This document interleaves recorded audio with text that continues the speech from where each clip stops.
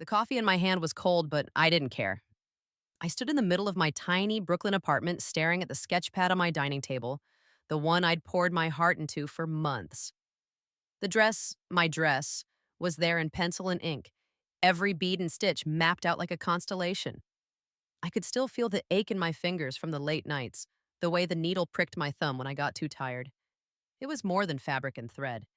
It was me, laid bare, every hope and dream I'd carried since I was a kid, doodling gowns in the margins of my math homework. I'd shown it to Ethan that morning. My heart was pounding, but I was so proud. "What do you think?" I'd asked, holding up the finished gown, the silk catching the light in our shared loft.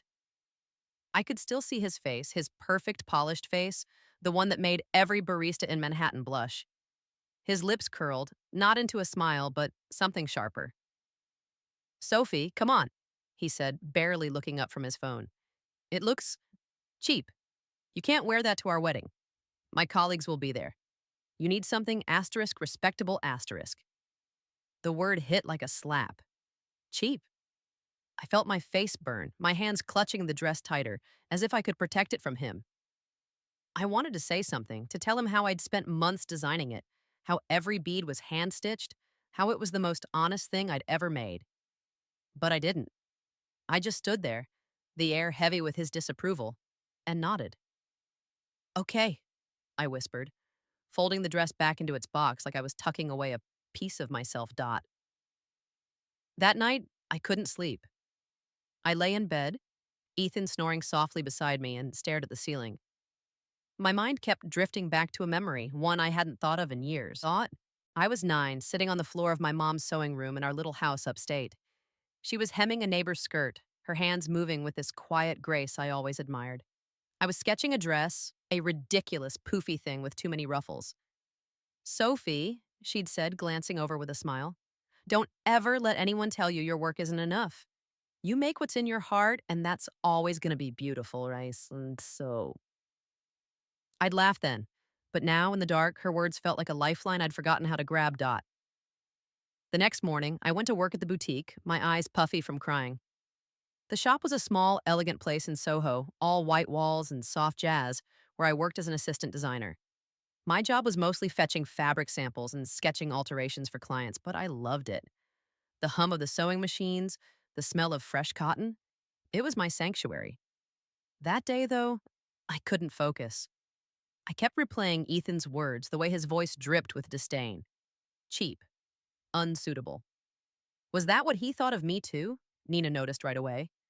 She was my best friend, a fashion publicist with a knack for spotting talent and a temper that could scorch the earth. She was in the boutique that day, dropping off a client's mood board, her dark hair pulled into a messy bun, her energy filling the room like a storm. "Soph, what's wrong?" she asked, leaning against the counter. I tried to brush it off, but Nina wasn't having it. "Spill," she said, her eyes narrowing. So I told her about the dress, about Ethan, about the way I'd felt like I was shrinking under his gaze. Her face darkened with every word. "He said, asterisk what asterisk?" she snapped, slamming her coffee cup down so hard it sloshed onto the counter. "That man doesn't deserve you, Sophie. You're a genius, and that dress is a masterpiece. He's just threatened because you're about to outshine his sorry ass." I laughed despite myself, but my chest still felt tight. "It's not that simple, Nina. He's Ethan. He's got this whole life planned out, and I'm supposed to fit into it. Maybe he's right.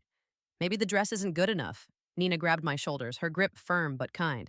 "Listen to me. You are Sophie Hart, and you've got more talent in your pinky than half the designers in this city. That dress is you.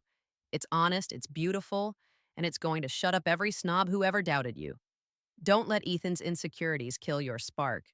Her words stayed with me, buzzing in the back of my mind as I went through the motions at work. That afternoon, Nina texted me a link to an email she'd gotten from a stylist friend. The Met Gala was a week away, and one of the designers had dropped out at the last minute. They were scrambling for a replacement gown, something fresh and bold. "Submit your dress," Nina wrote. "Do it. You have nothing to lose." I stared at the text, my thumb hovering over the screen. My first instinct was to say no. The Met Gala? That was for legends. For people who'd spent decades building empires, not for a 27-year-old assistant designer who'd never even had a proper show. But then I thought about the dress, folded away in its box like a secret I was too ashamed to share. I thought about my mom's voice, about the way Nina believed in me when I couldn't believe in myself. And I thought about Ethan, about the way he'd made me feel small. I didn't decide so much as act. That night, after Ethan went to bed, I crept into the living room and pulled out my laptop. My hands were shaking as I attached photos of the dress, the clean lines, the delicate beadwork that shimmered like stars, the way the silk flowed like water. I wrote a short note, my heart in my throat. This is my design. It's called Aurora. I hope it speaks to you. I hit send before I could second guess myself, then shut the laptop and sat there in the dark, my pulse racing. The next few days were a blur. Work, fittings, Ethan's endless chatter about the wedding, venues, guest lists, his insistence that we hire a real designer for my dress. I nodded along, but my mind was elsewhere, waiting for a response that might never come. I didn't tell Ethan about the submission. It felt too fragile, like speaking it aloud would jinx it. Then comma, on a rainy Thursday afternoon, my phone rang. I was in the back of the boutique, pinning a hem, when I saw an unknown number. I stepped outside, the drizzle cool against my face, and answered. Sophie Hart? A woman's voice said, crisp and professional. This is Lila Chen, stylist for Claudia DeVere. We'd like to use your dress for the Met Gala. I froze, the phone slippery in my hand.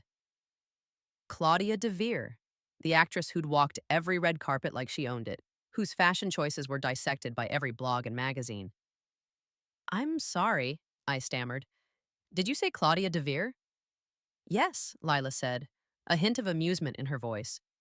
She saw the photos and fell in love. She wants to wear Aurora next week. Can you come to a fitting tomorrow? I don't remember what I said next. I must have agreed because she gave me an address and hung up. I stood there in the rain, my heart pounding so hard I thought it might burst. Claudia DeVere was going to wear my asterisk dress, at the Met Gala. It felt like a dream, like the universe was playing a trick on me. But it was real.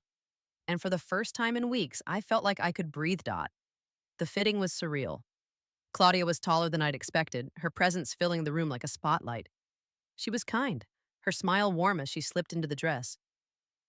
This is stunning, Sophie, she said, turning to catch the light. It's like wearing a piece of art. I blushed, mumbling something incoherent, but inside I was soaring. Nina was there too, grinning like a proud mom, snapping photos for her own portfolio. Told you, she whispered when Claudia stepped away. You're a star. The night of the gala, I didn't go. I couldn't afford a ticket, and anyway, I wanted to watch from home, where I could feel every moment without the chaos of the red carpet. Ethan was out at some networking event, so I had the apartment to myself. I curled up on the couch in my pajamas, a glass of cheap wine in hand, and opened my laptop to the live stream. My stomach was in knots, my fingers tapping nervously against the glass dot. When Claudia appeared, it was like the world stopped. The dress, my dress, glowed under the lights, the beadwork catching every flash, the silk moving with her like a living thing. The commentators were losing it, their voices overlapping with praise. Fresh, visionary, a new voice in fashion. I sat there, tears streaming down my face, my hands pressed to my mouth. This was real. This was mine. And then my phone buzzed, a text from Ethan. Saw the gala. Is that asterisk your asterisk dress? Why didn't you tell me? I stared at the screen and my heart twisting. He hadn't cared enough to look at it when it was just me, just us. But now, with the world watching, he wanted a piece of it. I didn't reply. Instead, I turned off my phone and watched Claudia own that red carpet. Every step a quiet victory for the part of me I'd almost let die. The next morning, I woke to a world that felt different, like the air itself had shifted. My inbox was flooded. Messages from stylists, bloggers, even a few fashion houses I'd only ever dreamed of working for. My Instagram, which I'd barely touched since posting a few sketches months ago, had exploded with thousands of new followers, comments pouring in about Aurora and Claudia DeVere's show-stopping moment.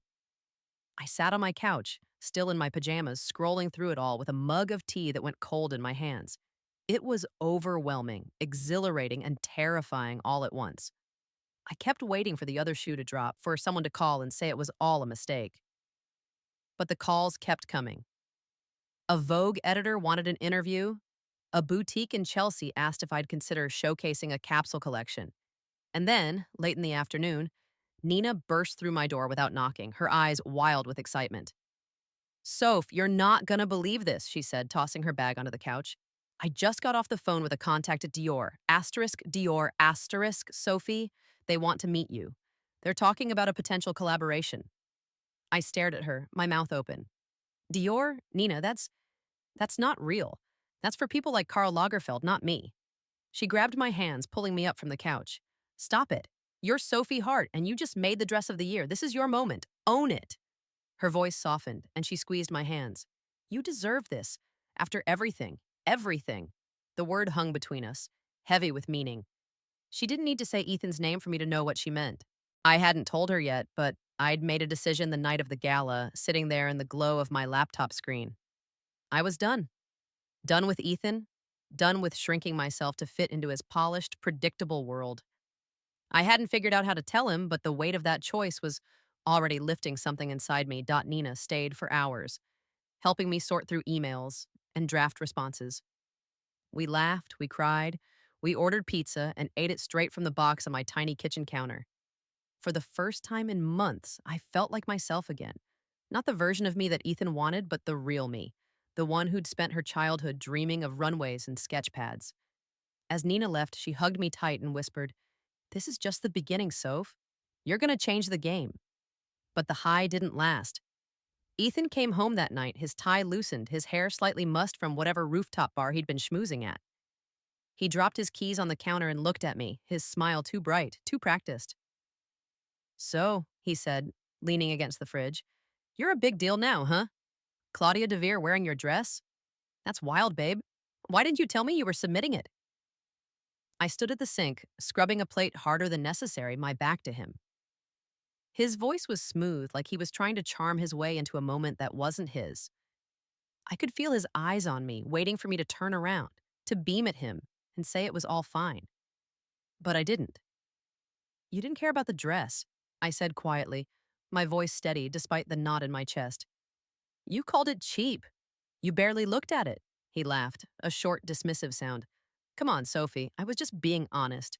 You know how important the wedding is. I didn't want you to embarrass yourself. He stepped closer, his hand brushing my shoulder. But look at you now, you're killing it. I'm proud of you. I set the plate down, my hands trembling. Proud of me. The words felt hollow, like a line he'd rehearsed. I turned to face him, and for the first time, I really saw him. Not the man I'd fallen for 2 years ago with his easy charm and promises of a life together, but the man standing in front of me now, grasping for a piece of my success. You're proud of me? I said, my voice low. You didn't believe in me, Ethan. You made me feel like I wasn't enough. And now, because the world sees something in me, you want to act like you were always on my side. His smile faltered, his eyes narrowing. What's that supposed to mean? I've always supported you. I'm the one who pushed you to network, to get out there. You think you'd be where you are without me? The words stung, but they didn't break me. Not this time. I thought about the nights I'd stayed up sewing, the mornings I'd dragged myself to the boutique after he'd dismissed my dreams, the way I doubted myself because of him. And I thought about my mom again, her voice soft but firm. Asterisk. Make what's in your heart. I straightened, meeting his gaze. I'm ending this, Ethan.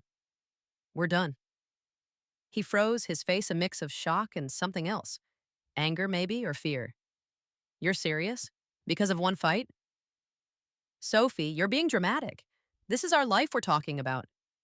It's my life, I said, my voice breaking but resolute. And I'm done letting you make me feel small. I walked past him, my heart pounding, and grabbed my coat. I'll stay at Nina's tonight. We'll figure out the rest later. I didn't look back as I left, but I could feel his eyes on me, the weight of his silence following me down the stairs. The city was alive outside, horns blaring, lights flickering in the dusk. I walked to the subway, my breath visible in the cool air, and for the first time in a long time, I felt free. Nina didn't ask questions when I showed up at her apartment with a duffel bag and red-rimmed eyes. She just handed me a glass of wine and pointed to the couch. You're staying as long as you need, she said. And that was that. We stayed up late, talking about everything and nothing, my dress, her latest client drama, the way the city always felt like it was holding its breath. I fell asleep on her couch, the hum of Manhattan outside her window lulling me into a peace I hadn't felt in months. The weeks that followed were a whirlwind. I moved into a tiny studio in Greenpoint, barely big enough for a bed and my sewing machine, but it was mine. I threw myself into work, sketching new designs, meeting with stylists, and prepping for the Dior meeting Nina had mentioned. Every day felt like a step towards something bigger, something real. But there were quiet moments, too, when the weight of what I'd left behind caught up with me. I'd sit by my window, watching the sunset paint the skyline orange, and wonder if I'd made the right choice. Not about Ethan, I knew that was right, but about myself. Could I really do this? Could I be the designer the world seemed to think I was? One evening, as I was pinning fabric swatches to a mood board, my phone buzzed with an email. The subject line stopped me cold. Asterisk invitation, Paris Fashion Week. I opened it, my hands shaking, and read the words I'd never dared to dream. A couture house in Paris, one of the biggest, wanted to meet with me. They'd seen Aurora, and they had one question. Asterisk, are you ready to show your next collection at Fashion Week? I sat there, the fabric swatches forgotten, my heart racing. Paris. Fashion Week. It was the kind of opportunity that could change everything. The kind of moment I'd spent my whole life chasing. But it wasn't just excitement I felt. There was fear too. Fear of failing, of not being enough, of stepping into a world that felt so much bigger than me. I thought about my mom again, about the way she'd always believed in me, even when I was just a kid with a sketch pad. I wished she were here now to tell me I could do this. I didn't reply right away. Instead, I walked to my closet and pulled out the box where I'd kept Aurora before sending it to Claudia. The dress was back with me now, carefully folded, a reminder of what I was capable of. I ran my fingers over the beadwork, the silk cool against my skin, and felt a quiet resolve settle over me. This was my chance, not just to prove myself to the world, but to prove it to myself. The next morning, I called Nina. I'm going to Paris, I said, my voice steady. And I'm saying yes to Fashion Week. She screamed so loudly I had to hold the phone away from my ear. That's my girl, she shouted. Sophie Hart, you're about to take over the world. I laughed. But as I hung up, I felt something deeper, a quiet, bittersweet satisfaction. This wasn't just about the dress, or Ethan, or even Paris. It was about me, about the woman I was becoming, the one who'd learned to trust her own heart. And as I sat down to sketch my next collection, the city humming outside my window, I knew one thing for sure. I was ready. The plane to Paris felt like a dream I wasn't sure I'd wake from. I sat by the window, my sketch pad open on the tray table, pencil hovering over a half-finished design. Below me, the Atlantic stretched out, a vast, shimmering unknown, much like the path I was on. I'd never been to Europe before, never left the States except for a spring break trip to Montreal in college. Now here I was, 27 years old, flying to meet with one of the most prestigious couture houses in the world. My stomach churned with nerves, but there was something else too.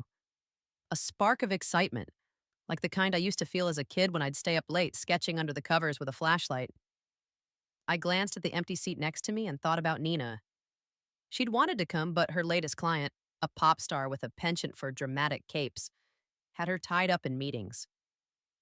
You don't need me holding your hand, she'd said at the airport, hugging me so tight I could barely breathe. You're Sophie Hart, you've got this. Her words echoed in my head now, a steadying force against the doubts that kept creeping in. What if they hated my ideas? What if Aurora was a fluke, a one-time stroke of luck? What if I wasn't ready for Paris Fashion Week? I pushed the thoughts away and flipped to a new page in my sketch pad. I'd been working on concepts for the collection nonstop since I'd gotten the email, a series of gowns inspired by the night sky, all clean lines and delicate details like Aurora, but bolder, more confident. I wanted each piece to feel like a moment, like the way the stars look when you're far from the city and the world feels infinite. I sketched a sleeveless dress with a high neckline, the bodice covered in tiny crystal beads that would catch the light like constellations. My pencil moved quickly, the nerves fading as I lost myself in the work. This was what I loved, what I'd always loved.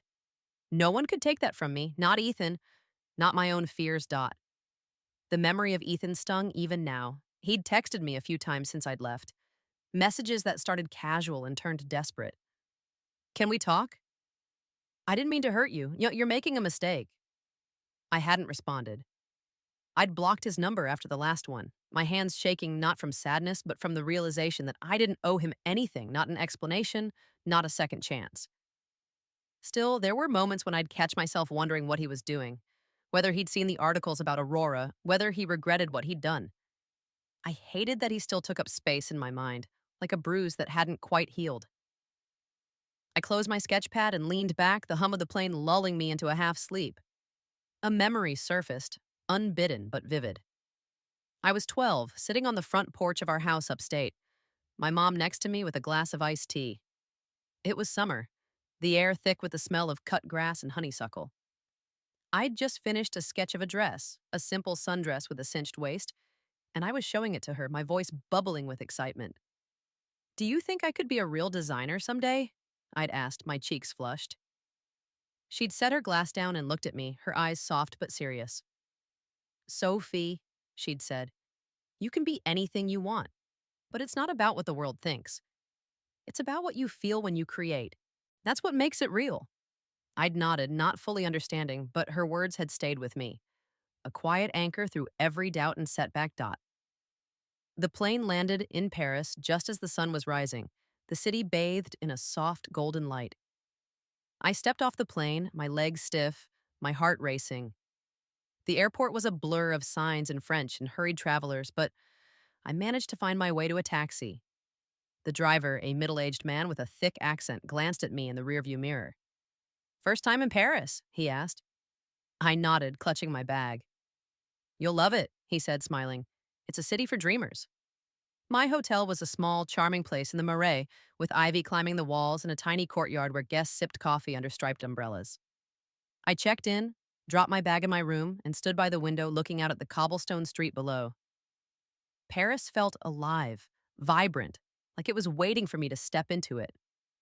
I showered, changed into a simple black dress I'd made myself, and headed to the meeting, my portfolio tucked under my arm. The couture house was in a grand building near the Champs-Élysées, all marble floors and soaring ceilings. I was ushered into a conference room where three people waited: a creative director named Isabel, a senior designer named Mark, and a stylist whose name I forgot the second she said it because my nerves were screaming. Isabel, a woman in her 50s with sharp cheekbones and kind eyes, smiled as I sat down. Sophie, she said, her accent soft, we were all blown away by Aurora. It's rare to see such honesty in a design. Tell us about your vision for Fashion Week. I took a deep breath, my hands steadying as I opened my portfolio. I talked about the night sky, about the way light and shadow could tell a story, about the gowns I'd sketched on the plane. They listened, nodding, asking questions that made me think harder, dig deeper. Mark leaned forward at one point, pointing to my constellation-inspired dress. This, he said, this is special. It's not just fashion, it's emotion. I felt my face flush, but I smiled, gratitude swelling in my chest. The meeting lasted 2 hours, and by the end I was exhausted but elated. Isabel stood, extending her hand. We'd like to move forward, she said. We'll provide a studio, a team, and full support for your collection. Fashion Week is in 6 months. Are you ready? I shook her hand, my voice steady, despite the tears prickling my eyes. Yes, I said. I'm ready. The next few days in Paris were a whirlwind. I met with fabric suppliers, toured the studio, a sunlit space with long tables and racks of thread in every color imaginable, and started sketching in earnest. Every night, I'd walk back to my hotel through to the city, the Eiffel Tower glowing in the distance, and feel a quiet awe. This was my life now, not Ethan's, not anyone else's. Mine. But there was a moment, late one night, when the doubts crept back. I was in my hotel room, sketching by the light of a small lamp, when my phone buzzed with an email. It was from a fashion blog asking for a quote about Aurora and its inspiration. I started typing a response, but my mind drifted to Ethan, to the way he'd dismissed the dress, to the way I'd almost believed him. I set the phone down and stared at the sketch in front of me, a gown with a flowing train like a comet's tail. What would he say if he saw me now? Would he try to claim credit, to act like he'd always known I'd make it? I pushed the thought away, but it lingered, a shadow I couldn't quite shake. I thought about calling Nina, but it was 3 a.m. in New York. Instead, I pulled out a photo I kept in my wallet, a faded picture of me and my mom at a county fair, both of us laughing, cotton candy in our hands. I was 7, my hair in pigtails, her arm around me. She'd been gone 5 years now, lost to cancer, but in that moment, I could feel her with me. You're enough, she'd say. You've always been enough. I went back to sketching, the lines bolder now, the design taking shape. This collection wasn't just about proving myself to the world, it was about proving it to me, to the girl who'd sat on that porch with her mom, dreaming of a life bigger than she could see.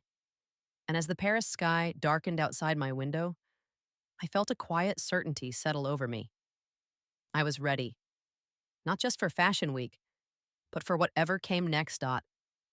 The months that followed were grueling. I flew back to New York, packed up my studio in Greenpoint, and returned to Paris to work full time on the collection. The studio became my second home, the hum of sewing machines and the chatter of my team, a mix of French and American designers, filling the long days. I barely slept, living on coffee and adrenaline, but I'd never felt more alive. Every stitch, every bead, every late night revision was a step towards something real. Nina visited when she could, bringing her chaos and her laughter, keeping me grounded. One night, as we sat in a tiny cafe near the Seine, she raised her glass of wine and grinned. To you, Soph, she said. To the woman who took a chance and changed the game. I clinked my glass against hers, my throat tight.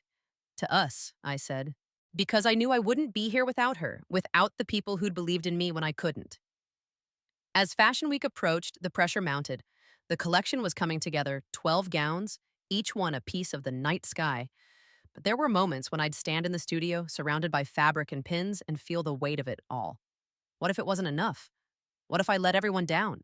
But then I'd look at the gowns, at the way they shimmered under the studio lights, and I'd remember why I was doing this.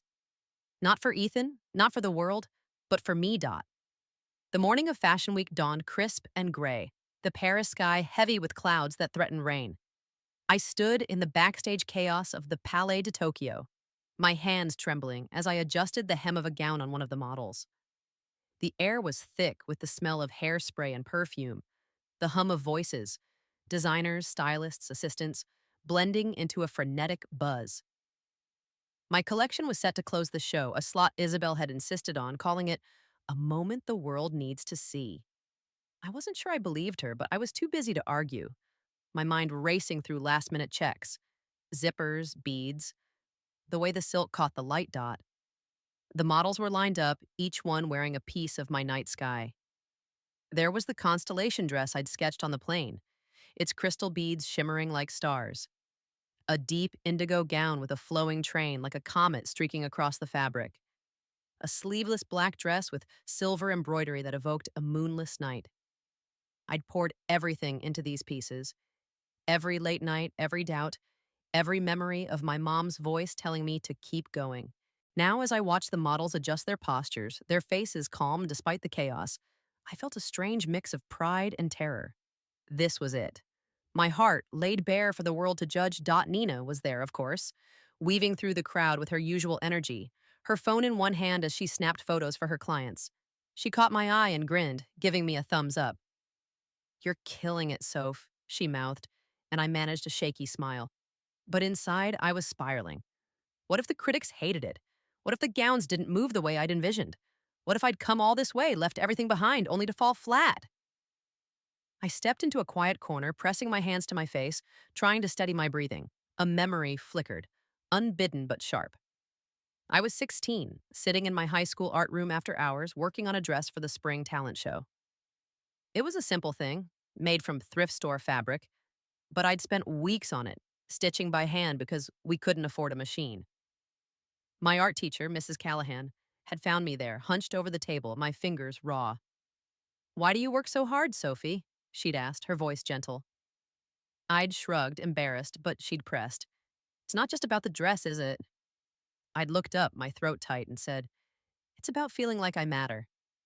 She'd nodded, like she understood, and said, you already do. The world just hasn't caught up yet. I opened my eyes, the memory grounding me. I mattered. Not because of Fashion Week, not because of Aurora, but because of the work I'd done, the heart I'd put into it. I straightened, brushing a stray thread from my sleeve, and walked back into the fray. The show began, the lights dimming as the first designer's collection took the runway. I watched from backstage, my stomach in knots, as the crowd, editors, celebrities, influencers, leaned forward in their seats. The music pulsed, a low, ethereal beat that matched the mood of my gowns. When it was my turn, I felt like I might pass out, but Isabel was there, her hand on my shoulder. Breathe, she said, her voice calm. This is your moment. The first model stepped onto the runway, the constellation dress catching the spotlight like a galaxy. The crowd was silent at first, then a murmur rippled through, growing into applause as the next gown appeared. I watched, my heart in my throat, as each piece told its story. The comet, the moonless night, the aurora that started it all. The models moved with grace, their faces serene, and I could feel the energy in the room shift, like the world was seeing me for the first time. Dot, when the final gown, a floor-length piece with a veil of silver beads like a meteor shower, closed the show, the applause was deafening. I stood frozen, my hands clasped so tightly my knuckles ached. Isabel nudged me forward. Go, she said. Take your bow. I shook my head, panic rising, but she smiled. You've earned this. I stepped onto the runway, the lights blinding, the crowd a blur of faces. The applause grew louder, and I felt tears prick my eyes as I walked to the center, my heart pounding.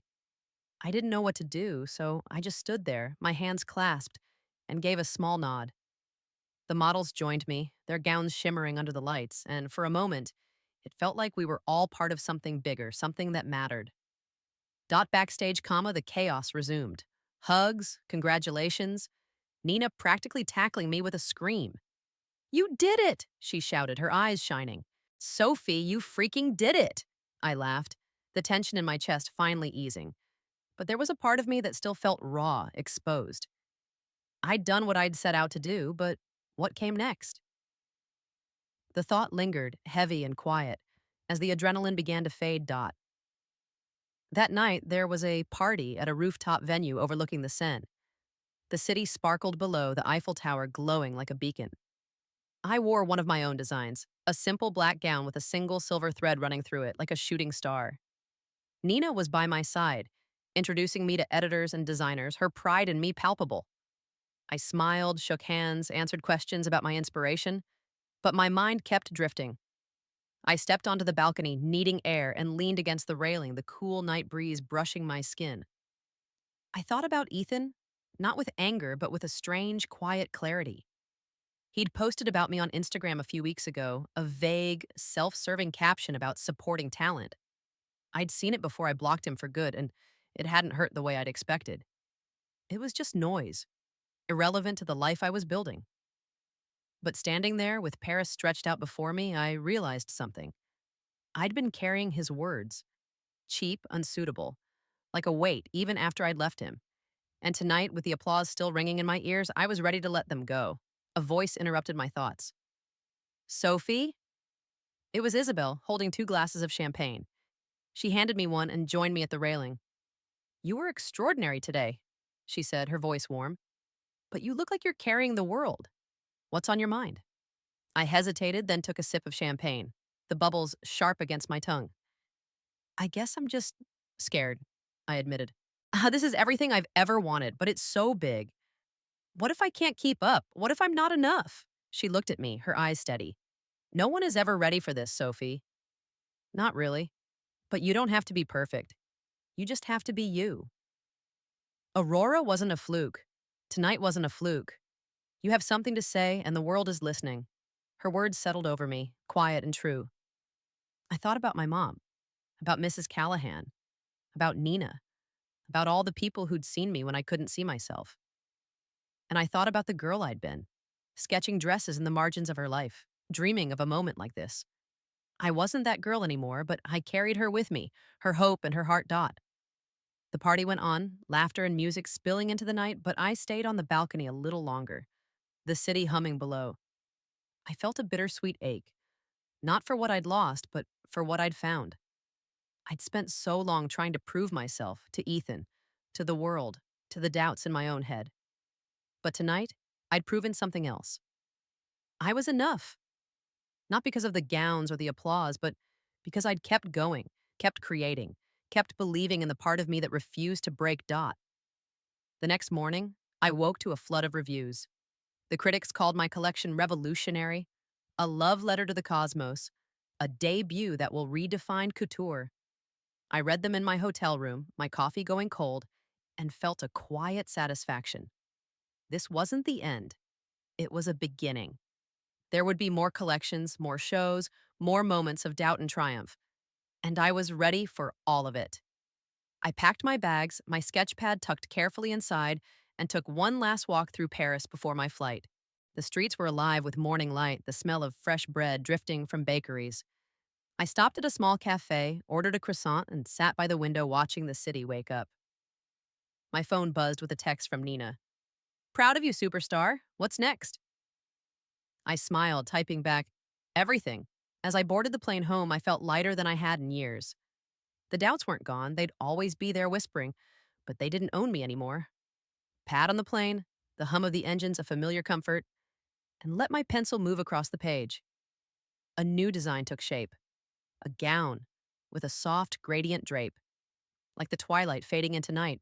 It wasn't for Fashion Week or any show, it was just for me, a quiet reminder of why I'd started this journey in the first place. I leaned back in my seat, the sketch pad resting on my lap, and let myself breathe. The world could wait a little longer, Dot. Back in New York, life didn't slow down. My tiny Greenpoint studio became a revolving door of meetings, stylists, editors, even a producer from a streaming service who wanted to pitch a docuseries about my meteoric rise. I laughed at that one, thinking of the years of late nights and rejections that had led to this moment. Meteoric? Hardly. It was more like a slow climb, each step carved out with sweat and stubborn hope. Still, I listened, nodded, and promised to think about it. Fame wasn't what I was chasing, but I wasn't naive. I knew opportunities like this could keep my work alive. Nina was my anchor through it all. She'd taken on a bigger role, unofficially managing my career while still juggling her own clients. One afternoon, as we sat in a crowded cafe in Soho, papers and laptops spread across the table, she looked at me over her latte and said, I always knew you'd get here, but seeing it, it's even better than I imagined. Her voice was soft, her eyes bright with something like pride. I reached across the table and squeezed her hand, my throat tight. I wouldn't be here without you, I said, and I meant it. Nina wasn't just my friend, she was my family.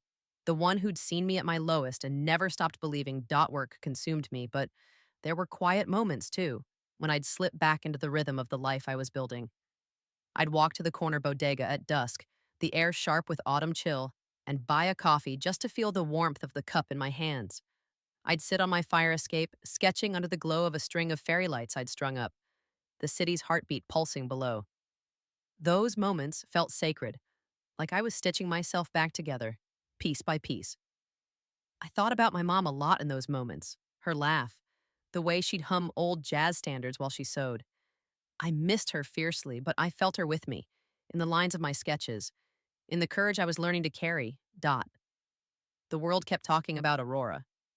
It wasn't just a dress anymore. It was a symbol, a story people projected their own dreams onto. I got letters, emails, even handwritten notes from strangers. A woman in Ohio wrote that she'd seen the dress on TV and cried because it reminded her of her own dreams, tucked away after years of putting others first.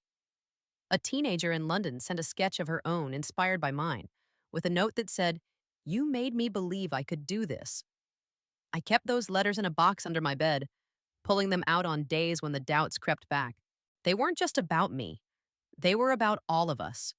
The ones who kept going despite the world telling us we weren't enough. Dot. But there was a shadow too, one I hadn't expected. Ethan's name popped up in an article, a small mention in a gossip column about the ex-fiancé of fashion's newest star.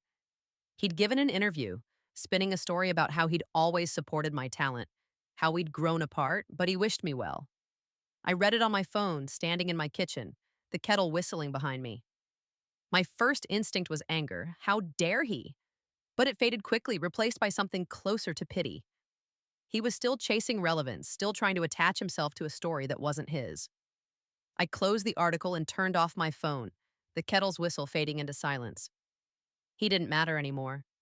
He hadn't for a long time. Dot. The real twist came a few weeks later on a rainy morning in November. I was in my studio, pinning fabric to a mannequin, when my phone buzzed with an email from Isabel. The subject line was simple: an opportunity. I opened it, expecting another meeting or collaboration, but what I read made my heart stop. The couture house wanted to offer me a permanent role, not just as a guest designer, but as part of their core team with my own label under their umbrella. It was more than a job. It was a legacy, a chance to build something lasting. But there was a catch. I'd have to move to Paris full time, leaving New York, my friends, the life I'd just started to reclaim. I sat there, the rain tapping against the window, and felt the weight of the choice. Paris was where my dreams lived, where Aurora had found its voice. But New York was home. The bodegas, the fire escape, Nina's laugh, the memories of my mom and every stitch I'd ever made. I thought about calling Nina, but I needed to sit with this alone first. I walked to the window, watching the rain streak down the glass, and let my mind wander. A memory surfaced, soft and clear. I was 10, sitting in my mom's sewing room, watching her repair a tear in my favorite dress. I'd been crying, upset because some kids at school had laughed at my thrift store clothes. She'd set the dress down and pulled me into her lap, her arms warm around me. Sophie, she'd said, the world's going to try to tell you who you should be, but you get to decide. Not them, not anyone else. You. I'd nodded, her words sinking deep, and even now they felt like a compass pointing me toward the truth. I spent days wrestling with the decision. I walked the city, my coat pulled tight against the November chill, and let myself feel every part of it: the noise, the energy, the quiet moments when the streets felt like mine. I sat with Nina one night, over takeout in her apartment, and told her about the offer. She listened, her eyes steady, and when I finished, she leaned back and said, "What does your heart say?" I didn't have an answer, not yet, but her question stayed with me, a gentle nudge toward clarity. In the end, I chose New York. I wrote to Isabel, my hands shaking as I typed, and explained that I wasn't ready to leave, not yet. I wanted to build my label here, in the city that had shaped me, where every corner held a piece of my story. I offered to collaborate long distance, to travel to Paris for collections, but my roots were here, in the hum of the subway, the glow of the skyline, the memory of my mom's voice. Isabel wrote back within hours, her response warm and understanding. "Your heart is in your work," she said. "We'll make this work wherever you are." The decision felt like a quiet victory, not just over the pull of Paris, but over the part of me that still feared I had to prove myself to the world. I didn't need to chase a dream across an ocean. I was already living it, right here, in the life I'd built from the ground up. I celebrated that night, alone in my studio, with a glass of wine and a new sketch. The gown was simple, inspired by the rain I'd watched that morning, with soft, fluid lines that felt like a promise to myself to keep creating, to keep growing, to keep choosing me. Months later, my label launched, a small collection sold through a boutique in Soho, with Nina's help and a team of freelancers who believed in my vision. The reviews were kind, the orders steady, and every sale felt like a step forward. I wasn't a household name, not yet, but I didn't need to be. I was Sophie Hart, and I was enough. One evening, as spring bloomed across the city, I stood on my fire escape, the air warm with the promise of summer. I held a letter from a young designer who'd seen my collection and written to thank me for inspiring her. I smiled, tucking the letter into my pocket, and looked out at the skyline, the lights twinkling like the beads on Aurora. I thought about my mom, about Nina, about the girl I'd been, and the woman I was becoming. And I felt a quiet, bittersweet peace. Not the end of a story, but the beginning of one I couldn't wait to write. The spring air was soft that evening, carrying the faint scent of blooming lilacs from somewhere down the block. I leaned against the railing of my fire escape, the metal cool under my palms, and let the city's hum wash over me. The letter in my pocket felt like a small, warm weight, a reminder that my work was reaching people, touching lives in ways I'd never imagined. I closed my eyes, breathing in the moment, and felt a flicker of something I hadn't felt in years: contentment. Not the loud, fleeting kind, but the quiet sort that settles deep, like roots finding their place in the earth. The months after my label's launch had been a blur of growth and learning. The boutique in Soho sold out of my first collection faster than I'd expected, and Nina had already started fielding calls from other retailers: small, curated shops in Brooklyn, a department store in Chicago, even a concept store in Tokyo. I was still working out of my Greenpoint studio, which was now bursting at the seams with fabric rolls, mood boards, and a secondhand sewing machine I'd named Betsy after my mom's old one. My team had grown too, a part time assistant named Lila, who had a knack for sourcing sustainable fabrics, and a pattern maker named Javier, whose precision made my designs come alive. We were small, scrappy, but we were building something real. I spent my days sketching, sewing, and meeting with clients, my evenings lost in the rhythm of creation. But there were moments when I'd pause, a needle in my hand or a pencil hovering over a sketch, and marvel at how far I'd come. I'd think about the boutique where I'd started, fetching coffee and pinning hems, or the nights I'd cried myself to sleep, convinced I'd never be more than Ethan's shadow. Those memories didn't sting anymore. They were part of the map that had led me here, to this fire escape. This life. Nina was still my rock, though her own career was soaring.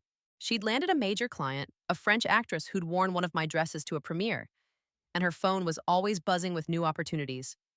We'd meet for coffee or late night wine, trading stories about our chaotic days, laughing until our sides ached. One night, as we sat in a dive bar in the East Village, the jukebox playing some old Springsteen song, she looked at me and said, "You know what I love about you, Soph? You're still you. All this success, and you're still the girl who'd sketch dresses on napkins and get embarrassed when I'd hype her up." I laughed, swirling the wine in my glass. "I don't know about that. I feel different. Stronger, maybe." "You've always been strong," she said, her voice firm. "You just didn't know it." Her words stayed with me, echoing in the quiet moments when I'd sit alone in my studio, the city's lights filtering through the window. I was stronger, but I was also softer in a way, more open to the world, to its beauty and its pain. I thought about my mom a lot, about the way she'd lived with such quiet courage, even when life was hard. She'd been a single mom working long hours at a diner to keep us afloat, but she'd always made time to sew, to create, to show me that beauty could be found in the smallest things: a perfectly stitched seam, a sunset over the Hudson, a laugh shared over a bowl of popcorn. I carried her with me now in every design, every choice, every step. The letters from strangers kept coming, each one a small gift. I'd read them on my lunch break, sitting on a bench in McCarran Park with a sandwich and a coffee, the spring breeze rustling the pages. There was one from a woman in her 60s, a retired teacher who'd started sewing again after seeing Aurora in a magazine. "Your dress reminded me of who I used to be," she wrote, "and who I still am." I cried reading that one, not because I was sad, but because it felt like a connection across time, across lives. I wrote back to as many as I could, my handwriting messy but earnest, thanking them for sharing their stories. It wasn't just about the dresses anymore, it was about the way they made people feel, the way they carried dreams. But there were challenges too. Running a label, even a small one, was harder than I'd expected. There were late nights balancing budgets, days spent troubleshooting supply chain issues, moments when I'd look at a half finished design and wonder if it was good enough. I'd lie awake sometimes, staring at the ceiling of my studio apartment, the doubts creeping in like old friends. What if this was as far as I'd go? What if the world moved on and I couldn't keep up? But then I'd get up, make a pot of coffee, and start sketching again. The work was my answer. My way of pushing back against the fear. One morning, as I was sorting through fabric samples, my phone buzzed with an email that stopped me cold. It was from Claudia De Vere, the actress who'd worn Aurora to the Met Gala. She was in New York for a film festival and wanted to meet. "I've been following your work," she wrote. "I'd love to talk about a custom piece for my next event." I stared at the screen, my heart racing. Claudia wasn't just a client. She was the woman who'd changed everything, who'd taken my dress and made the world see it. I typed a reply, my fingers fumbling, and set a time to meet at a quiet cafe near her hotel. The meeting was surreal. Claudia was as warm in person as she'd been at the fitting, her laugh easy, her presence grounding. She wore a simple sweater and jeans, but she carried herself like she was still on the red carpet, every movement deliberate. "Sophie," she said, leaning across the table, "I knew Aurora was special the moment I saw it. But what you're doing now, it's even bigger. You're telling stories with your work and people are listening." I blushed, stirring my tea to hide my nerves. "I'm just trying to keep up," I said. "It's a lot." She smiled, her eyes kind. It's supposed to be a lot. That's how you know it matters. But don't let it swallow you. Stay close to what makes you, you. We talked for an hour about her next event, a charity gala in London, and the dress she envisioned, something bold but elegant, inspired by the sea. I sketched as we spoke, my pencil flying across the page, ideas sparking with every word. By the time we parted, I felt lighter, like I'd been reminded of my own North Star. I designed the dress in a week, a deep teal gown with pearl accents that shimmered like waves under moonlight. When Claudia wore it to the gala, the photos went viral, and my inbox flooded again. But this time, I didn't feel overwhelmed. I felt ready. As summer approached, I started planning my next collection, something smaller, more intimate, inspired by the textures of the city: brick walls, cracked sidewalks, the glint of glass in the morning light. I'd walk the streets at dawn, my sketch pad tucked under my arm, capturing the way the light hit a fire hydrant or the shadow of a tree on a brownstone. Those walks were my sanctuary, a way to stay connected to the girl who dreamed of this life, who'd believed in beauty even when the world felt heavy. One evening, as I sat in my studio, pinning fabric to a mannequin, I found myself thinking about Ethan again, not with anger or pity, but with a strange, quiet gratitude. He'd hurt me, yes, but he'd also shown me what I didn't want, what I wouldn't accept. Without him, I might not have found the courage to submit Aurora, to walk away, to choose myself. It wasn't forgiveness, not exactly, but it was release, a final letting go of the weight I'd carried. I stepped back from the mannequin, the fabric falling into place, and smiled. The city hummed outside, alive with possibility. I thought about my mom, about the letters under my bed, about Nina's laugh and Claudia's words. I thought about the woman I was becoming, stitch by stitch, dream by dream. And as I turned off the studio lights, the skyline glowing through the window, I felt a quiet, bittersweet triumph. Not for what I'd overcome, but for what I'd built, for the life I was living. One brave, beautiful moment at a time. The summer heat settled over New York like a heavy blanket, the kind that made the air shimmer above the asphalt and turned every subway station into a sauna.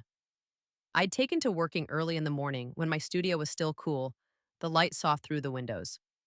My new collection was starting to take shape. 6 pieces, each one inspired by the city's textures, its grit, and its glow. There was a jacket with stitching that mimicked the cracks in a sidewalk, a dress with metallic threads that caught the light like the windows of a skyscraper at dawn. I loved the challenge of it, the way it forced me to see the world differently, to find beauty in the ordinary.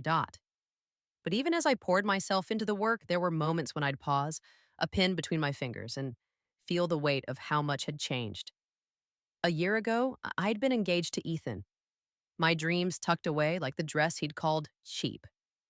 Now I was running my own label, my name whispered in fashion circles, my inbox full of opportunities I'd never dared to imagine. It was exhilarating, but it was also lonely sometimes. Success didn't erase the quiet moments, the nights when I'd sit alone with a glass of wine, wondering if I was doing enough, if I was enough. Nina noticed, because Nina always noticed. We were at a rooftop bar in Williamsburg one evening, the skyline glittering across the river, when she set her drink down and fixed me with a look. "Okay, Soph," she said, her voice cutting through the chatter around us. "What's going on? You're killing it, but you've got this cloud over you. Talk to me." I sighed, tracing the rim of my glass with my finger. "I don't know. I'm happy. Really, I am. But sometimes it feels like I'm running so fast I can't catch my breath. Like I'm afraid it's all going to disappear if I slow down." She leaned back, her eyes softening. "You're allowed to slow down, you know. You've built something incredible. It's not going anywhere." She paused, then grinned. "And if it does, I'll hunt it down and drag it back for you." I laughed, the tension in my chest easing. Nina had a way of making the world feel manageable, like no matter how big the stakes, we'd figure it out together. We stayed until the bar closed, talking about everything: her latest client drama, my ideas for the collection, the time we'd snuck into a fashion show in college and gotten kicked out for giggling too loud. Those moments with her were like oxygen, reminding me that I wasn't alone in this. The next morning, I woke early and walked to the studio, the city still half asleep. I stopped at my usual bodega, where the owner, Mr. Rivera, greeted me with a nod and a coffee. "You're famous now, mija," he said, sliding the cup across the counter. "Saw your name in a magazine at the deli." I blushed, mumbling something about it not being a big deal, but his smile stayed with me as I walked the rest of the way. Fame wasn't the goal, but connection was, and knowing my work was reaching people like Mr. Rivera, people who'd known me before the headlines, felt like a quiet victory dot. In the studio, I lost myself in the collection. Lila and Javier were there too, their voices a steady hum as we worked. Lila was sorting through a shipment of recycled silk, her glasses slipping down her nose while Javier measured a pattern with the precision of a surgeon. This jacket's gonna be a beast, he said, holding up a piece with the sidewalk inspired stitching. People are gonna lose their minds. I smiled, grateful for their belief in me, for the way they'd become more than a team, almost a family dot. But there was a moment late that afternoon when the past crept back in. I was checking my emails, skimming through the usual mix of orders and inquiries when I saw one from an unfamiliar name. The subject line was simple: from an old friend. My stomach twisted as I opened it, and there it was, a message from Ethan's sister, Claire. We'd never been close, but she'd always been kind. The one person in his family who'd seemed to see me as more than an accessory. Sophie, she wrote, I hope you're well. I saw your collection in Vogue, and I'm so proud of you. I know things ended badly with Ethan, but I wanted you to know he's struggling. He misses you, and I think he's starting to see what he lost. No pressure, just thought you should know. You deserve all your success. I sat back, the words blurring on the screen. Ethan, struggling. Part of me wanted to feel vindicated, to let the hurt flare up and say he deserved it. But another part, the one that had spent a year rebuilding, felt something softer. Sadness, maybe, for the person he'd become, for the life we'd both thought we wanted. I didn't hate him anymore. I didn't love him either. He was just a chapter, one I'd closed with my own hands. I didn't reply to Claire's email. Instead, I closed my laptop and picked up my sketch pad, letting the lines of a new design, a coat with a collar that mimicked the curve of a subway tunnel, pull me back to the present. The past didn't own me, but it had shaped me, and I was okay with that. It was part of the texture of my story, like the cracks in the sidewalk I'd woven into my designs. The collection launched in the fall at a small venue in Chelsea, a converted warehouse with exposed brick walls and skylights that let in the golden September light. It wasn't fashion week, just a quiet showcase for buyers and a few editors, but it felt right, intimate, like the city itself was holding me close. Nina was there, of course, working the room like a pro, while Lila and Javier hovered backstage, adjusting hems and calming my nerves. The models walked to a soft, instrumental track, their movements slow and deliberate, letting the clothes tell their story. The jacket got gasps, the dress with the skyscraper threads drew applause, and when it was over, I stepped out to a room full of smiles and clapping hands. Afterward, at the reception, I stood by a window, a glass of sparkling water in my hand, watching the crowd mingle. A woman approached me, older, with silver hair and a warm smile. I'm Ellen, she said, shaking my hand. I teach at FIT, and I've been following your work since the Met Gala. Your designs. They feel like home. We talked for a while about fabric, about storytelling, about the way fashion could hold memory. She invited me to guest lecture at her class, and I said yes, my heart swelling at the thought of sharing what I'd learned with students who were where I'd been that night. I walked home alone, the city alive around me. The air was crisp, the leaves just starting to turn, and I felt a quiet, bittersweet joy. I thought about my mom, about the way she'd smile if she could see me now, her hands busy with a needle and thread. I thought about the letters under my bed, the ones from strangers who'd found themselves in my work. And I thought about myself, the woman who'd taken a chance on a dress, on a dream, on her own heart. I stopped at a street corner, the traffic lights casting a red glow across the pavement, and pulled the letter from the young designer out of my bag. I reread her words, her hope shining through every line, and smiled. I'd write back tomorrow, tell her to keep going, to trust her voice. Because that was what this was about. Not just the dresses, not just the success, but the way we lift each other up, the way we keep creating, keep dreaming, keep choosing ourselves. As I crossed the street, the city humming around me, I felt a peace I hadn't known I was searching for. It wasn't perfect, and neither was I. But it was mine, this life, this moment, this story. And as I climbed the stairs to my apartment, the fairy lights on my fire escape twinkling in the dark, I knew I'd keep writing it. One stitch, one dream, one brave step at a time. The fall deepened, and New York wrapped itself in shades of amber and crimson, the leaves crunching underfoot as I walked to my studio each morning. The air carried a bite now, a reminder that winter was coming, but I didn't mind. There was something about the city in autumn, its clarity, its urgency, that made me feel alive. Like every step was part of a rhythm only I could hear. My days were full, a steady hum of sketching, meetings, and the quiet, satisfying work of bringing new designs to life. But it was the evenings, when the world slowed and I could sit with my thoughts, that felt most precious.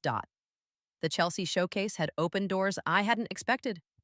Orders were coming in steadily, not just from boutiques, but from private clients. Women who saw my work in magazines or on social media and wanted something custom, something that felt like them. I loved those projects, the way they forced me to listen, to translate someone's story into fabric and thread. There was a lawyer in her 50s who wanted a gown for her daughter's wedding, something elegant but not flashy. A musician who needed a jacket for a tour, bold but wearable. Each piece was a collaboration, a chance to create something that mattered. But it wasn't just the work that kept me grounded. It was the small rituals, the ones that tethered me to myself.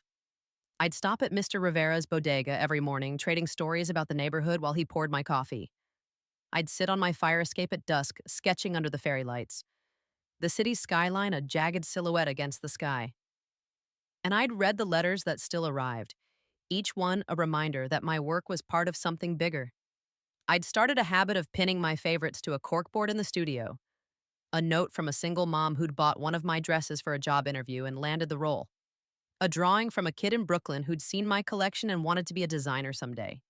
They weren't just letters, they were proof that beauty could ripple, that creation could heal. Nina was busier than ever, her career skyrocketing as she took on more high profile clients. But she always made time for me, even if it was just a quick coffee or a late night text with a meme that made me laugh out loud.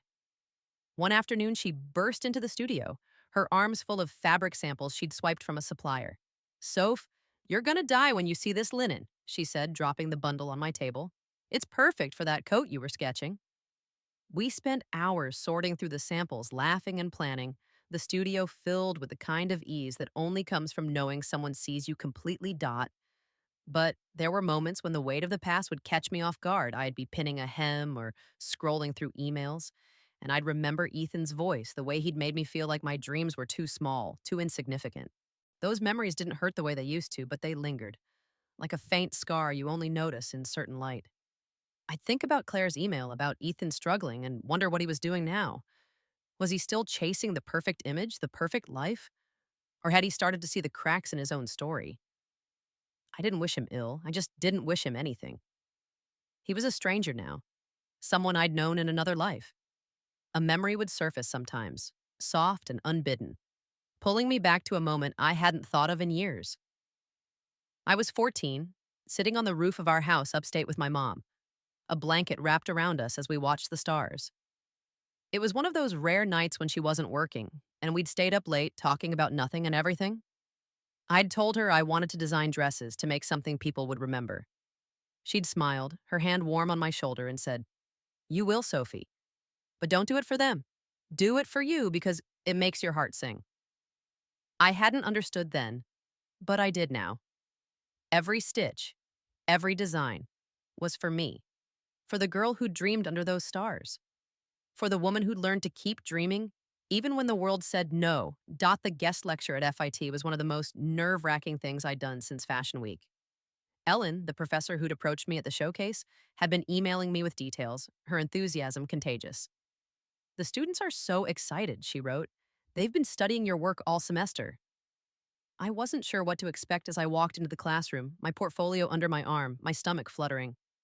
The room was packed, students sprawled across desks, their faces a mix of curiosity and skepticism. I stood at the front, my hands clasped, and started talking about Aurora, about the city collection, about the way fashion could tell a story. They asked questions, sharp and thoughtful, about sustainability, about breaking into the industry, about balancing art and commerce. I answered as honestly as I could, sharing the messy parts, the rejections, the doubts, the nights when I'd wanted to give up. One student, a girl with bright pink hair and a sketch pad full of bold designs, raised her hand and asked, "How do you keep going when everyone tells you you're not good enough?" I paused, my throat tight, and thought about Ethan, about the years I'd spent proving myself to people who didn't matter. You don't, I said finally. You stop listening to them and start listening to yourself. Your work is enough because it's yours. The room was quiet for a moment, then she nodded, her eyes bright. After the lecture, a few students stayed to talk, showing me their sketches, their dreams spilling out in hurried words. I listened, offered feedback, and felt a warmth I hadn't expected. This was what my mom had meant, I realized, to create not just for myself, but to lift others up, to make space for their dreams too. Dot. That night, I went home and pulled out the box of letters from under my bed. I read through them, my fingers tracing the handwriting, the hope in every word. I thought about the student with the pink hair, about the kid in Brooklyn who'd sent me a drawing, about all the people whose stories had crossed with mine. And I thought about myself, about the woman who'd walked away from a life that didn't fit, who'd taken a chance on a dress and found her voice. I started sketching, not for a collection or a client, but for me. The design was simple, a dress with a soft, flowing skirt inspired by the stars I'd watched with my mom all those years ago. It wasn't about perfection or applause, it was about the quiet joy of creating, of knowing I was exactly where I was meant to be. Winter came, and with it, a new rhythm. My label grew slowly but steadily, and I hired another assistant to keep up with the demand. Nina and I planned a trip to Paris for the spring, not for work, but for fun, to wander the streets and to eat croissants and laugh until we couldn't breathe. I kept teaching at FIT, not as a guest, but as a regular lecturer, sharing what I'd learned with students who reminded me of myself.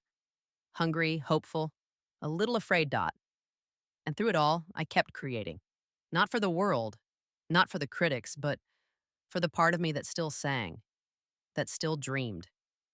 I'd stand on my fire escape some nights, the city stretching out before me, and feel a quiet, bittersweet peace. It wasn't about the triumphs or the headlines. It was about the small moments, the coffee in my hand, the letters on my corkboard, the way the light caught a bead on a dress. It was about the life I'd built, stitch by stitch, choice by choice, heart by heart. As I closed my sketch pad one evening, the fairy lights glowing above me, I smiled.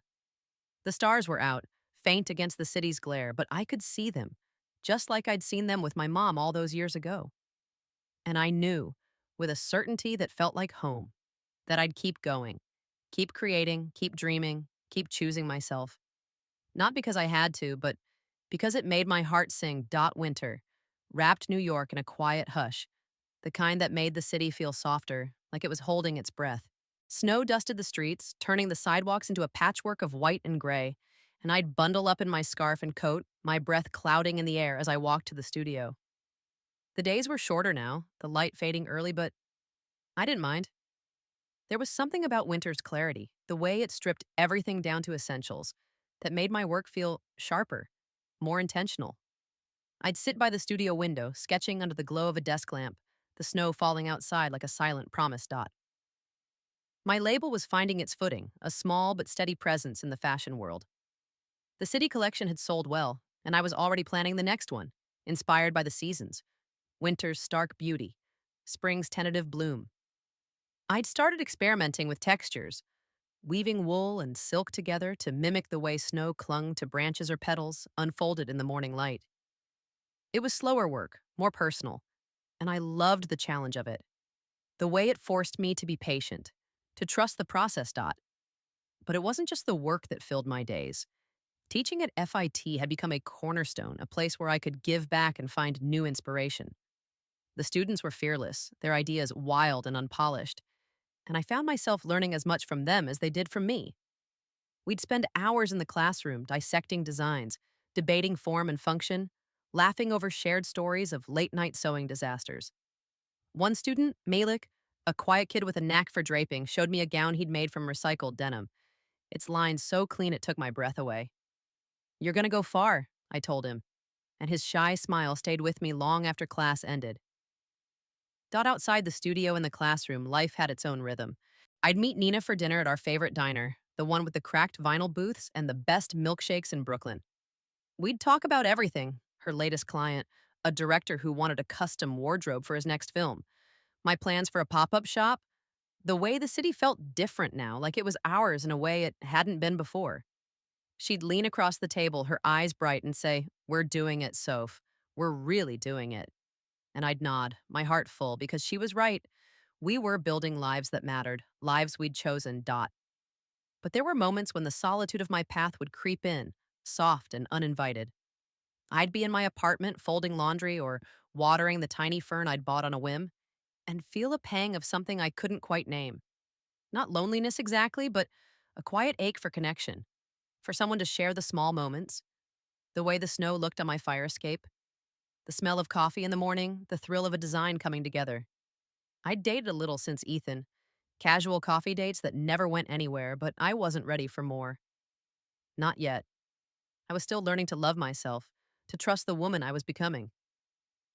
A memory would surface sometimes, sharp and vivid, pulling me back to a moment that felt like another lifetime. I was 17, sitting in my mom's kitchen, the radio playing softly as we baked cookies for a neighbor's birthday. I'd been stressed about college applications, about whether I could afford art school, about what it meant to chase a dream that felt so big. My mom had handed me a spoon, her hands dusted with flour, and said, "One step at a time, Sophie. You don't have to have it all figured out. Just keep moving toward what lights you up." I'd rolled my eyes then, but now, in the quiet of my apartment, her words felt like a lifeline, a reminder to stay true to my own path. Dot. The letters kept coming, a steady stream of voices from strangers who'd found something in my work. I'd read them on the subway, my bag balanced on my lap, the train's sway a familiar comfort. There was one from a woman in her 40s, a nurse who'd bought one of my jackets for her first vacation in years. Wearing it felt like wearing courage, she wrote, and I held the letter close, my eyes stinging. I wrote back, my words clumsy but sincere, thanking her for reminding me why I did this. The letters were more than feedback, they were a conversation, a thread connecting me to people I'd never meet, but whose stories I carried. One snowy afternoon. As I was sorting through fabric swatches in the studio, my phone buzzed with a call from Ellen, my fitty mentor. "Sophie," she said, her voice warm but urgent. "I've got an idea. There's a community center in the Bronx looking for someone to teach a sewing workshop for teens. I thought of you. It's volunteer, but I think you'd love it." I hesitated, my schedule already stretched thin, but something in her tone, the same quiet conviction I'd heard in my mom's voice, made me say, "Yes, Dot." The workshop was chaos and magic. The teens were a mix of shy and bold, their hands clumsy with needles but eager to learn. We met once a week in a cramped room with flickering fluorescent lights working on simple projects, tote bags, patched jeans, a few brave attempts at skirts. I'd watch them, their faces lit with focus or frustration, and feel a swell of pride. One girl, Aisha, reminded me so much of myself at that age. Quiet but fierce, her sketches full of ambition. "You think I could do this for real?" she asked one day, holding up a bag she'd stitched with a pattern of stars. I smiled, kneeling beside her. "You already are." Teaching them wasn't just about sewing. It was about showing them they could create, that their ideas mattered. I'd bring in scraps from my studio, bits of silk and wool, and watch their eyes light up as they turned them into something new. Those afternoons became a refuge, a place where I could step away from the pressure of my label and remember why I'd started designing in the first place. Dot. As spring approached, I started planning the Paris trip with Nina. We booked a tiny Airbnb in Montmartre, made a list of cafes and museums, and promised each other no work talk, just adventure. But the truth was, work was never far from my mind. The new collection was coming together, and I was pitching it to a few larger retailers, a step that felt both thrilling and terrifying. I'd lie awake some nights, the city's hum filtering through my window, and wonder if I was ready for the next leap. But then I'd think of Aisha, of Malik, of the nurse in her jacket, and know I had to keep going. Not just for me, but for them. One evening, as I sat on my fire escape, the first warm breeze of spring brushing my skin, I pulled out my sketch pad and started drawing. The design was a dress, simple but bold, with a bodice that shimmered like frost and a skirt that flowed like a river. It was inspired by the winter I'd just lived through, by the way the snow had softened the city's edges, by the quiet strength I'd found in myself.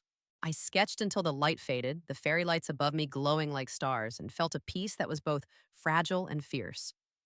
I thought about my mom, about the way she'd believed in me even when I doubted myself. I thought about Nina, about the students at FIT and the teens in the Bronx, about all the people whose lives had crossed with mine. And I thought about the woman I was now. Not perfect, not fearless, but whole, in a way I'd never been before, Dot. As I closed my sketch pad, the city alive below me, I smiled. The journey wasn't over. There would be more collections, more doubts, more moments of quiet triumph. But I was ready not because I had all the answers, but because I had myself. And that, I knew, was enough, Dot. The city hummed below, a familiar heartbeat that felt like it was part of me now. I set my sketch pad on the fire escape, the dress I'd drawn. Frost and river, winter and flow, still vivid in my mind. The fairy lights above me flickered, casting a soft glow across the metal railing, and I leaned back, letting the spring breeze carry away the last of my day's tension. I was 28 now, a year older than when I'd stood in my apartment, heartbroken, holding a dress Ethan had called cheap. That moment felt like a lifetime ago, but it was still there, woven into the fabric of who I'd become. Not a wound, but a seam. Strong and deliberate, holding me together. Dot. The Paris trip with Nina was just weeks away, and I could already imagine us wandering cobblestone streets, laughing over pastries, our phones off for once. But tonight, alone with the city, I felt a different kind of anticipation. My label was growing, my teaching was thriving, and the letters from strangers kept coming, each one a thread in a tapestry I hadn't realized I was weaving. I wasn't chasing dreams anymore, I was living them, one stitch, one choice, one quiet moment at a time. And yet, there was a part of me that still wondered what came next, what it meant to build a life that felt whole. Dot. The next morning, I woke to a message from Ellen, my FIT mentor. She'd forwarded an invitation from a local arts foundation asking me to speak at their annual gala, a small event, but prestigious, focused on creatives who'd made an impact in their communities. You're perfect for this, Ellen wrote. Your story isn't just about fashion, it's about resilience. I read the email twice, my coffee cooling on the counter, and felt a mix of pride and nerves. Speaking wasn't my strength. I was more comfortable with a needle than a microphone. But I said yes because I knew what it meant. Not just for me, but for the students I taught, the teens in the Bronx, the people who'd written to me about their own dreams. Dot. The gala was held in a loft in Dumbo, its brick walls lined with paintings and sculptures, the air filled with the clink of glasses and soft jazz. I wore a dress from my city collection, the one with metallic threads that shimmered like skyscraper windows, and felt a quiet confidence as I stepped into the room. Nina was there, her grin wide, as she introduced me to curators and artists, her pride in me like a warm light. The speech came after dinner, and I stood at the podium, my hands steady despite the flutter in my chest. I talked about my journey, not the headlines of the Met Gala, but the small moments. My mom's sewing room, the nights I doubted myself, the way a single dress had changed everything. I talked about the teens I taught, about Aisha's star pattern bag, about the letters that reminded me why I kept going. Creating isn't about perfection, I said, my voice clear.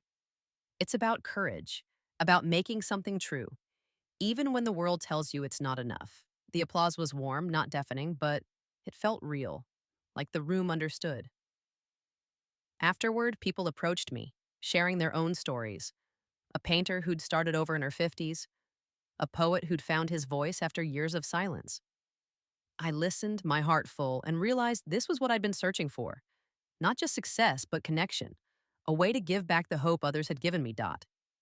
But the night held a surprise I hadn't seen coming. As I stood by the bar sipping sparkling water, I caught sight of a familiar face across the room. Ethan. He was thinner than I remembered, his hair slightly gray at the temples, his suit sharp but not as polished as it used to be.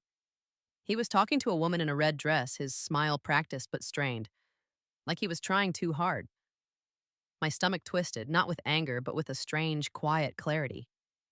I hadn't seen him in over a year, hadn't thought of him in months, but there he was, a ghost from a life I'd left behind. Dottie saw me too, his eyes locking on mine for a moment before he looked away, his smile faltering. I didn't move, didn't wave, just stood there, the glass cool in my hand. A memory flickered. Us in our old loft, me showing him Aurora, his voice sharp as he called it cheap. I'd felt so small then, so unworthy. But now, standing in this room, surrounded by people who saw me, really saw me, I felt nothing but steady. He didn't define me anymore. He never had Dot. Nina noticed him, too, her eyes narrowing as she leaned close. You okay? She whispered, her voice low but fierce. I nodded, squeezing her hand. I'm fine, I said, and I meant it. Ethan wasn't a threat, not anymore. He was just a man who'd made choices, who'd lost something he hadn't valued until it was gone. Dot later, as the crowd thinned, he approached me. I was by the window looking out at the Brooklyn Bridge, its lights glowing against the night. Sophie, he said, his voice softer than I remembered, almost hesitant. I turned, meeting his gaze, and saw something new in his eyes, regret maybe, or shame. I saw your speech. You were incredible. I didn't smile, didn't soften, but I didn't turn away either. Thank you, I said, my voice even. He shifted, and hands in his pockets like he was searching for the right words. I messed up, he said finally, his voice low. I didn't see you, not really.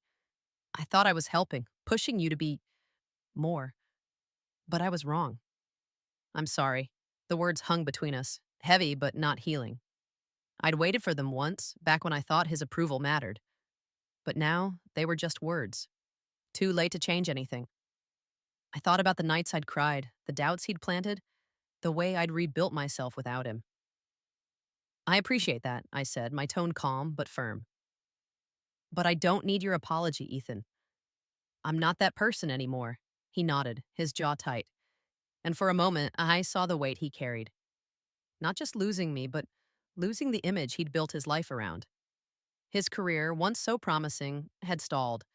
His name tied to failed ventures and a reputation for chasing status over substance. Claire's email had hinted at it, but seeing him now, I understood. He wasn't the polished man I'd known. He was just human, flawed and struggling like the rest of us. I didn't wish him pain, but I didn't owe him my forgiveness either. I'd found my own peace, and that was enough, Dot. He mumbled something about wishing me well and walked away, his shoulders slumped.